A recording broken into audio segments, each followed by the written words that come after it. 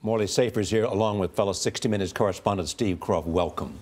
Thank you, Charlie. In your own words, tell me the essence of Mike Wallace.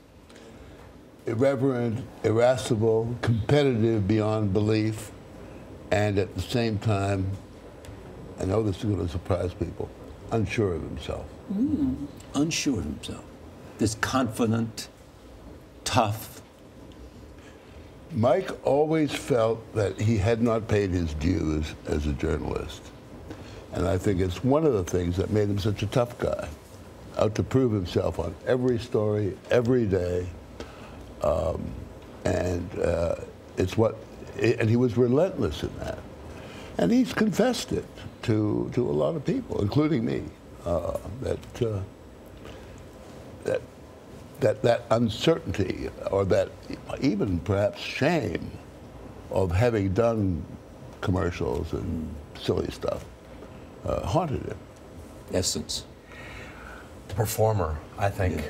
A great journalist. He became a great journalist, as good as anyone. But he had this ability to make people want to watch him and listen to him. And he was really, I think, the first great television news performer. And he came from a long background. He started in that period of time when there was a very fuzzy line between news and journalism. But he demanded to be watched. And, you know, it was also this combination that he had of guile and gall. He was not afraid to ask the outrageous question, and it was what made him great. And you never knew what was coming next when you watched a Mike Wallace story. Well, to me, that was part of the fun of it. I never had the honor of meeting him, as all of you did, and I got a kick out of watching all three of you. When the tape was playing, it would bring back laughter. You'd see moments of Mike Wallace. But I'm so surprised, Morley, when you said he was unsure of himself, because he seemed to thrive on those. He said there's no such thing as an indiscreet question. He was out to prove himself on every story, every day. The other thing that should be said, I absolutely agree with what Steve said, is that he could charm people. Yeah. He could charm people into that chair. Yeah. And he loved villains. Well, picking up on what Steve said, too, he could make the question as interesting as the answer. More interesting, generally. I mean, nobody remembers what the Ayatollah Khomeini answered to Mike's question. But, and, you know, sometimes, quite honestly, you have to ask the right question. You have to ask questions, even if you know you're not going to get an answer. Right. And sometimes you have to run the answer. Something else. 60 Minutes would not still be on the air, but for Mike. I think people started to tune in to us in big numbers back in the late 70s, early 80s, to see what Mike Wallace was going to be up to next. There's no question in my mind that he is really the, along with, of course, with Don Hewitt, the real founder. Don used to say, you know, people want to know what adventure Mike's going to go on next. He'd send my reporters out in search of stories. Go tell a story, he said, was a success of 60 Minutes. There is also this. He loved the interesting people, even though it was not a politician. He loved Horowitz. I mean, he loved the people that somehow he could find out what made them tick, the famous. Absolutely. And he hung with a pretty lofty crowd in New York, so he knew. It's a nice way to put it, Steve. He knew everyone, and he'd known them for 40 years. I mean, this is somebody. I mean, think about it. How many people have been parodied on the Sid Caesar Show and The Simpsons? I mean, that says a lot. That says you had been around and been noteworthy for 60 years. And at dinner, he would do the same thing at dinner parties. He was did brilliant on television. Yeah. Absolutely. What do you mean, Charlie? What do you mean? He'd ask questions, and he would see one person and put him against the other person. Can you believe that? It was like doing the set of a television show at a regular dinner party. There was also the famous "Forgive me" too. Forgive me, sir. Yes. Where you knew something really tough was coming if he started Forgive to forgive me, sir. Yeah. Not my word. And Sadat says you're a lunatic. Forgive me. The competition between you guys, did it ever create friction between you? Are you kidding? That's what we call a leading question. I don't know how much friction there would have been if Mike hadn't have been there.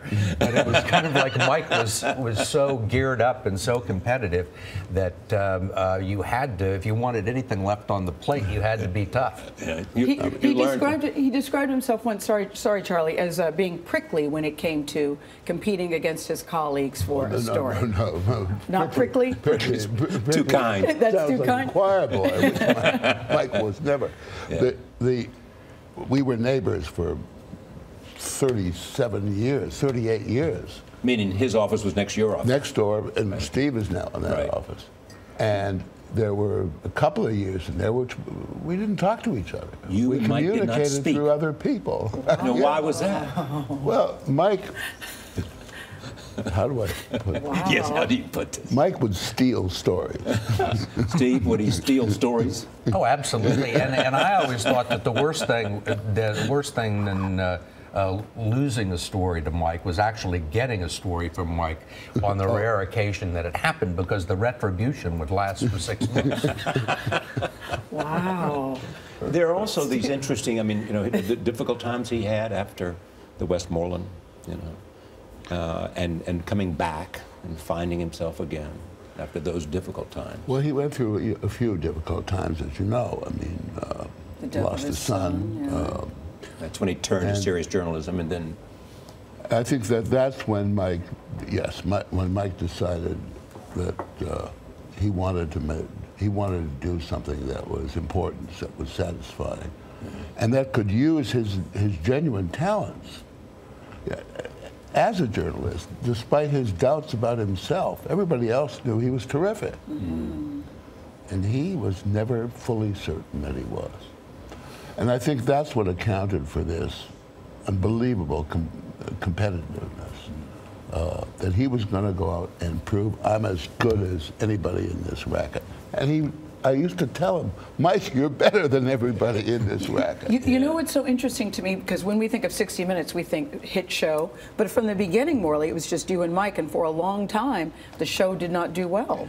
Well, it was Harry and Mike. Don Hewitt used to say we need a white hat and a black hat. Yeah. Harry was the white hat, Mike was the black hat, I was the white hat. White hat. Yeah. All right, stay with us. I want to introduce Bob Schieffer. Next Sunday, 60 Minutes will broadcast a special tribute to Mike, but we have Bob Schieffer coming up now. Bob, can you hear us? I can. Remember our colleague Mike Wallace for us as we sit here with Morley and Steve and Gail? Well, it's been fun for me just listening to Morley talk about Mike way back there, and Steve.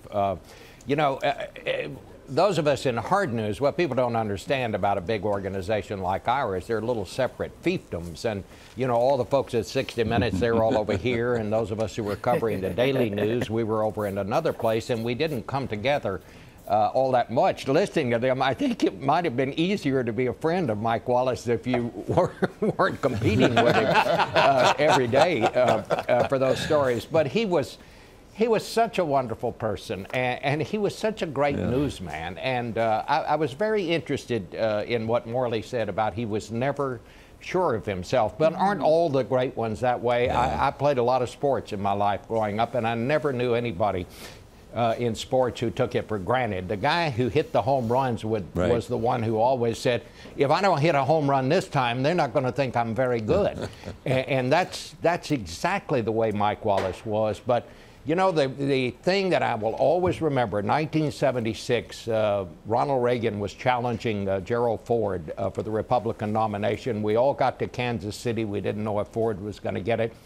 And I was on some kind of a panel with Mike before that, and I was giving him a ride back to the hotel.